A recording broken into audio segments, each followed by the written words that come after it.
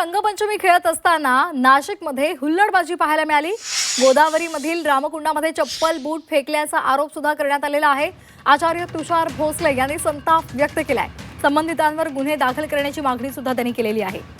तर रंगपंचमीच्या वेळेला रामकुंडामध्ये चप्पल आणि बूट फेकले गेले असा आरोप करण्यात आलेला आहे आणि या सर्वांवर गुन्हे दाखल करा अशी मागणी तुषार भोसलेंनी केलेली आहे।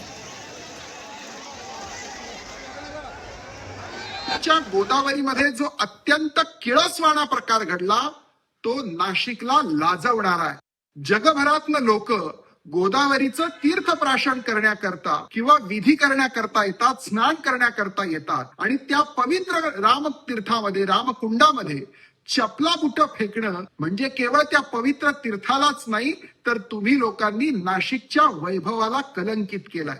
आमची प्रशासनाकडे मागणी आहे की या सर्व दोषींवर गुन्हे दाखल करून कठोरात कठोर कारवाई केली पाहिजे आणि इथून पुढे असे गैरप्रकार होऊ नयेत याची खबरदारी घेतली पाहिजे।